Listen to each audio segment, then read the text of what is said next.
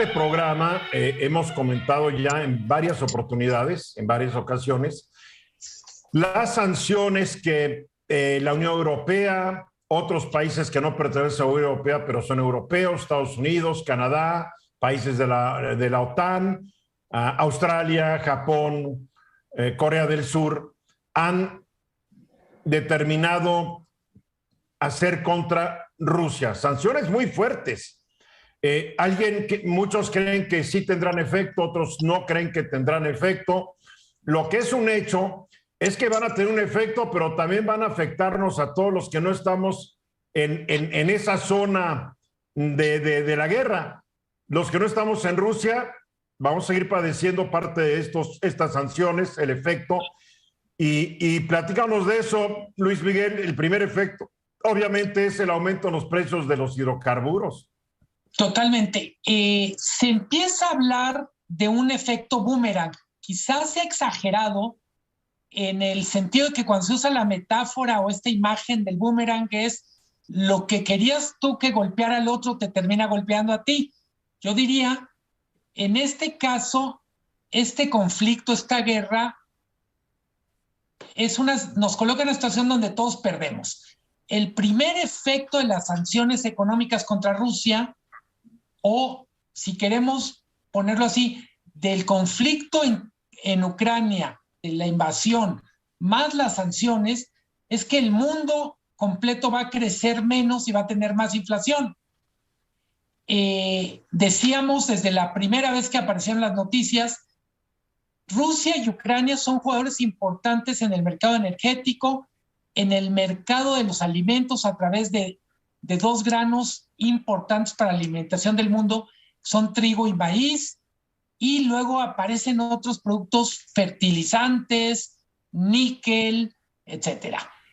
¿Por qué viene cuenta? Yo tengo una pequeña lista de Ucrania y Rusia, los elementos, las materias primas que por no venderlas o no poder exportarlas o no poder producirlas, van a causar golpes a la economía. Tú ya mencionaste petróleo, gas natural, mineral de hierro, acero, carbón, titanio, galio, germanio, paladio y neón. El gas neón se usa para hacer todos los microprocesadores, los microchips, y ahora están viendo qué alternativas hay porque no hay muchas. O sea, todo va a estar más golpeado. Y en algo que parece que no tiene mucho que ver, hoy el INEGI nos da a conocer el índice de precios de febrero.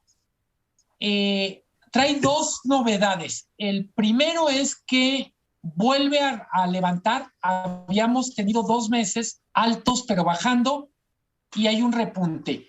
Pero, y ojo con esto, normalmente cuando hablamos de inflación hablamos del índice de precios al consumidor. Está sobre 7.2. Atención con el índice de precios al productor. Está arriba de 9%, claro. Y en febrero creció, en el puro mes de febrero, más de 1.4%. Tiene mucho que ver con energéticos, tiene mucho que ver con granos, y lo queramos o no, participamos en esa guerra porque participamos de un mundo globalizado. No vamos a cumplir claramente la meta de crecimiento y vamos a tener muchos problemas de inflación.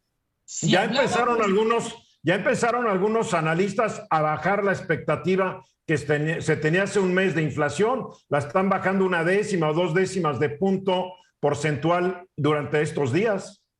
Y, ojo, no es un asunto que el presidente pueda remediar con un mensaje en la mañanera.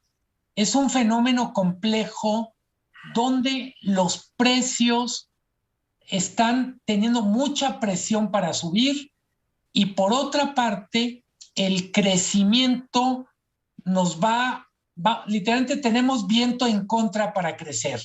Ojo, y lo hemos comentado también, aguas con echar la culpa al COVID, con echar la culpa a la guerra en Ucrania. Hay cosas que no estamos haciendo bien como país y que se agravan con fenómenos como la guerra en Ucrania. Está difícil, ¿verdad? Absolutamente. Fíjate, yo aquí tengo el precio de la FAO, de Naciones Unidas, la Organización para los Alimentos y la Agricultura. En febrero, el índice de precios aumentó 3.9%, mes a mes. Sobre un año, 20.7%.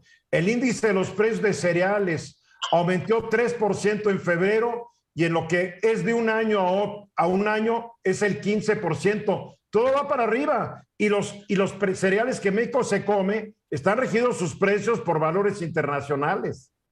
Absolutamente. Marco. Siempre hemos dicho que la inflación es el impuesto más elevado para los más pobres. Es el que más impacta. Y particularmente, sumado las presiones inflacionarias con el efecto de la guerra Rusia-Ucrania, que ellos son grandes productores de granos, va a haber un efecto directo en dos productos de alto consumo para la gente en pobreza, que es el maíz, la tortilla y el pan, ¿no? Ya se está elevando mucho más allá del 7%. Los niveles de inflación en los alimentos, en algunos están llegando, como el caso del limón, al 40%, pero en promedio están arriba del 20%. Estamos hablando que la gran parte del dinero que utiliza la gente pobre es para la compra de alimentos. Entonces, el impacto inflacionario para esas gentes es superior que el que tiene la clase media o la clase alta. Y otra vez, no estamos haciendo nada para protegerlos. Aunque ojo, la clase media no creas que no está doliendo. Ah, sí, también le está pegando. También gasta entre la renta, la hipoteca, la educación de los hijos y la comida, olvídate. Sí. Golpea muy fuerte.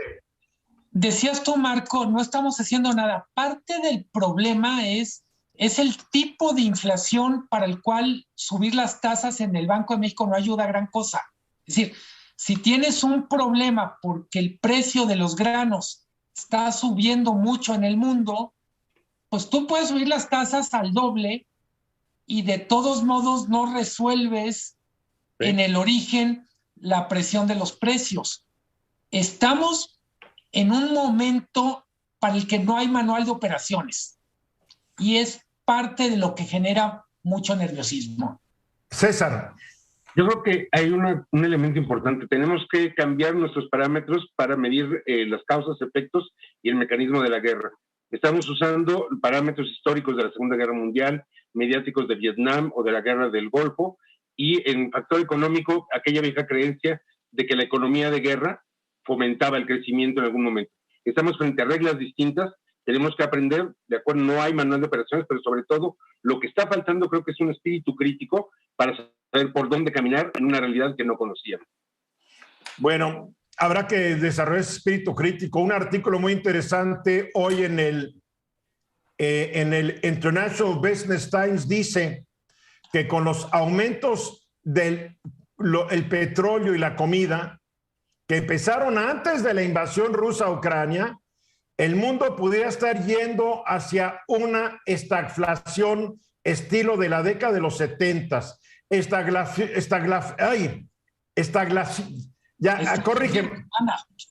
Estagflación es una situación donde el crecimiento económico es lento y la inflación es rápida. Y esto puede afectar la economía de todos los países, Luis Miguel, ¿o no? Totalmente. Lo que hace la guerra en Ucrania es agravar tendencias que ya estaban, iba a decir en el aire, pero más bien en la sociedad. Y aguas. Hay un estudio del Banco Mundial donde en los últimos 70 años, la mayor parte de estallidos sociales están relacionados con alzas en los precios de los alimentos. No hay un factor que sirva más para predecir la molestia social, la desesperación social que las alzas en los precios de alimentos. Y otra cosa, hoy lo escribió en El Economista, 160,000 empresas europeas dependen de su proveeduría de Rusia y de Ucrania. Se quedaron sin proveedores, ¿qué va a pasar? Y también dije, ¿qué está haciendo México para ver cómo llena esos huecos? No sé. En fin, no hay ninguna cosa que podamos hacer de corto plazo, salvo pensar qué queremos hacer en el mediano plazo. Pero no sé si estén pensando en eso.